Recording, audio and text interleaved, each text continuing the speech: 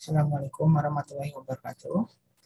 Jadi pada intinya untuk perkuliahan rekayasa perkerasan jalan ini secara umum akan dibahas mengenai beban-beban yang terjadi pada jalan raya, kemudian perancangan struktur perkerasan lentur dan perkerasan kaku menggunakan standar yang ada atau khususnya standar Indonesia, dan yang terakhir yaitu mengenai kerusakan dan pemeliharaan jalan raya.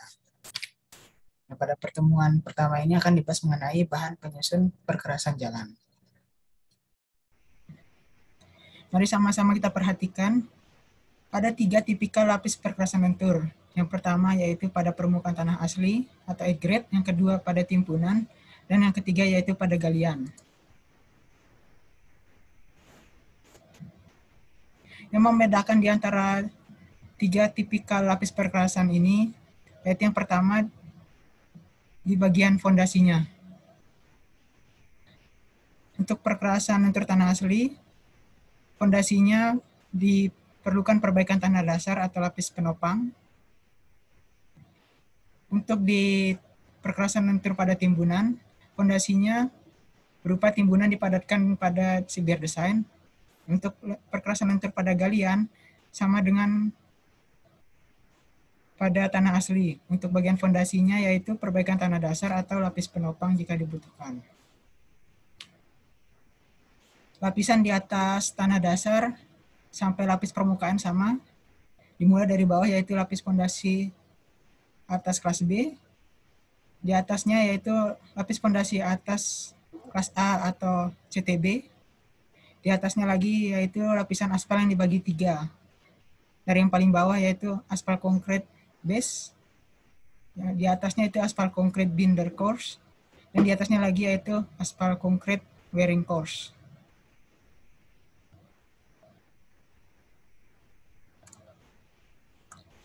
Selanjutnya yaitu tipikal lapis perkerasan kaku. Untuk lapis perkerasan kaku, jumlah lapisannya lebih sedikit dibandingkan dengan lapis perkerasan lentur. Untuk lapis perkerasan kaku dibagi menjadi 3 jenis. Yang pertama pada permukaan tanah asli atau grade, yang kedua pada timbunan, yang ketiga dan pada galian. Dari 3 tipikal lapis perkerasan kaku yang ditampilkan, yang membedakan yaitu pada bagian tanah dasarnya.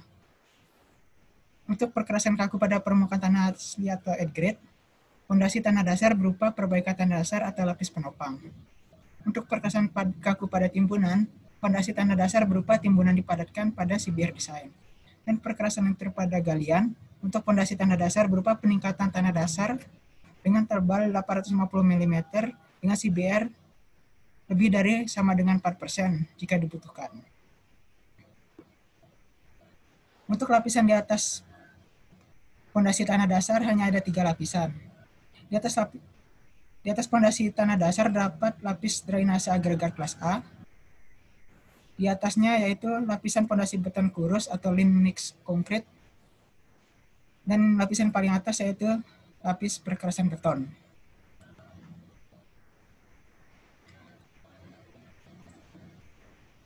Secara umum, ada 8 material penyusun lapis perkerasan. Yang pertama itu tanah dasar, lapis penopang, lapis drainase, lapis fondasi atas kelas B dan kelas A, CTB atau semen treated base, lapisan aspal beton atau aspal konkret, biasa disingkat AC. Lalu untuk nomor 7 dan 8 yaitu khusus untuk perkerasan kaku, yaitu lean mix konkret atau LMC dan lapis perkerasan beton.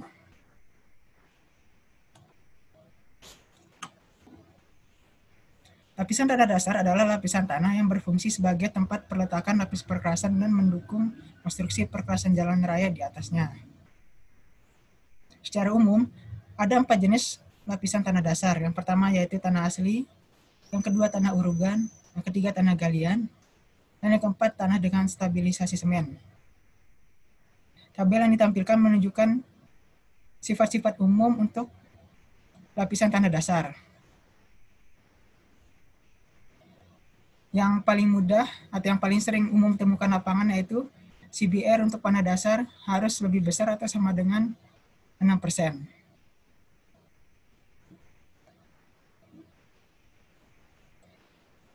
Selain tanah dasar, ada juga yang bernama lapis menopang.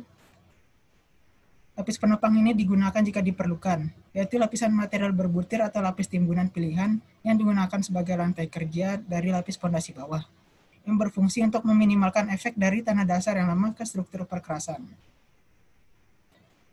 Selanjutnya yaitu ada yang bernama lapis drainase. Lapis drainase atau drainase bawah permukaan adalah drainase yang dibuat untuk mengatasi pengaruh rembesan air, baik yang berasal dari air tanah maupun air hujan yang merembes ke dalam tanah, yang memungkinkan dapat menaikkan permukaan air tanah sehingga mempengaruhi kadar air subgrade. Tabel sebelah kiri menunjukkan gradasi agregat untuk lapis drainase. Untuk gradasinya berbeda dengan lapis pondasi atas karena lapis drainase ini digunakan untuk mengalirkan air yang masuk ke dalam tanah agar tidak bercampur dengan subgrade yang ada di bawahnya.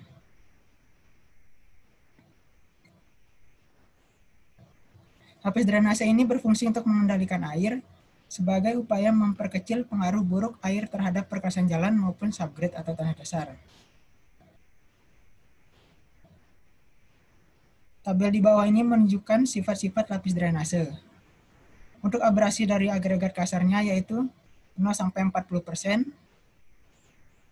Untuk lapis drainase tidak memiliki indeks plastisitas, hasil kali indeks plastisitas dengan persen lolos ayakan nomor 200, batas cair, dan tidak dihitung CBR-nya. Untuk bagian yang lunak yaitu 0-5%.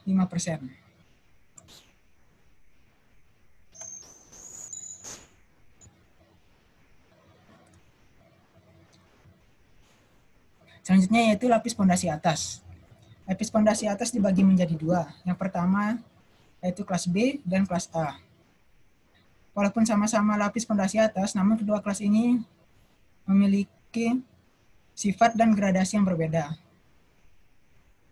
Untuk lapis pondasi atas kelas B digunakan sebagai lapisan pondasi bawah, yaitu hanya di permukaan atas dari lapis pondasi bawah saja. Untuk lapis pondasi atas kelas A digunakan sebagai lapis resort pengikat atau pelaburan, sebagai perkerasan atau bahu jalan.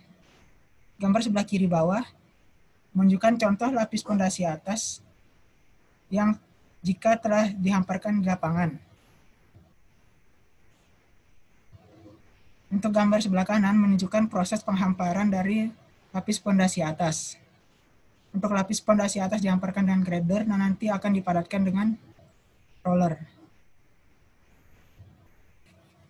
Mari sama-sama kita perhatikan gradasi lapis pondasi agregat untuk kelas A dan kelas B dan juga sifat-sifat lapis pondasi agregat untuk kelas A dan kelas B. Tabel sebelah kiri menunjukkan gradasi lapis pondasi agregat untuk kelas A dan kelas B.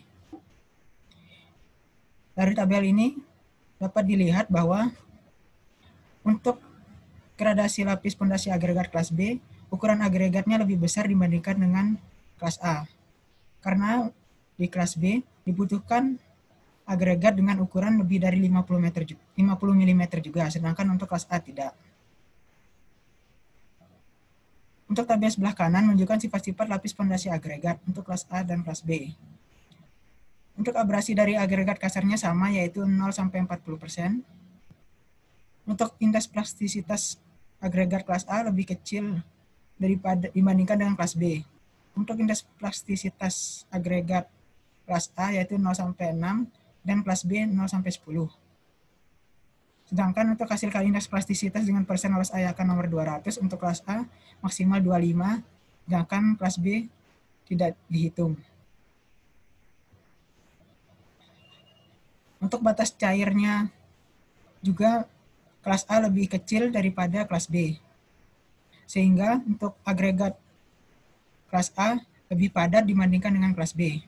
Untuk bagian lunak antara pondasi agregat kelas A dan kelas B yaitu sama-sama 0-5%.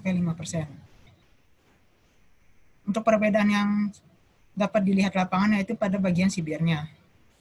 Untuk bagian CBR kelas A minimal 90%, sedangkan untuk kelas B minimal 60%. Selain lapis pondasi atas agregat kelas A dan kelas B, ada juga yang bernama semen treated base atau CTB, yaitu campuran agregat berbutir dengan semen dan air dalam proporsi tertentu, dan digunakan sebagai lapis pondasi. CTB dapat dicampur di tempat pekerjaan menggunakan bahan yang ada di tempat atau dicampur di batching plant. CTB campuran di tempat dipadatkan langsung setelah pencampuran. Namun untuk CTB yang dipadatkan di batching plant, diangkut terlebih dahulu menggunakan dump truck, dibawa ke lokasi pekerjaan. Saat di lokasi pekerjaan, CTB disebar menggunakan grader, paver, atau penyebar tipe jersey. Gambar sebelah kanan menunjukkan ilustrasi saat CTB telah dihamparkan di lapangan. Biasanya di lapangan CTB ini untuk warnanya lebih gelap dibandingkan lapis fondasi agregat A atau kelas B karena CTB ini mengandung semen. Ada dua keuntungan menggunakan semen treated base. Yang pertama, CTB memberikan basis yang lebih kaku dan lebih kuat dibandingkan basis granular tak terikat. Ketebalan CTB yang dibutuhkan di lapangan lebih sedikit dibandingkan jika menggunakan lapis fondasi agregat kelas A maupun kelas B. Berbagai macam tanah in situ dan agregat buatan dapat digunakan untuk material CTB. Operasi konstruksi di lapangan dapat berjalan lebih cepat jika menggunakan CTB. Jika menggunakan CTB, maka routing yang terjadi dapat berkurang. Kelembaban dapat merusak dasar perkerasan yang tidak stabil. Namun jika menggunakan CTB, maka kerusakan akibat kelembaban ini dapat berkurang. CTB memberikan daya yang tahan lama dan juga tahan di semua iklim. Karena CTB menggunakan semen, maka CTB ini mirip dengan beton. Kekuatan CTB semakin lama, maka kekuatannya akan semakin bertambah. Gambar di samping atau gambar sebelah kanan menunjukkan ilustrasi jika menggunakan CTB. Jika menggunakan CTB, maka lapis perkerasan akan lebih stabil dibandingkan tidak menggunakan CTB.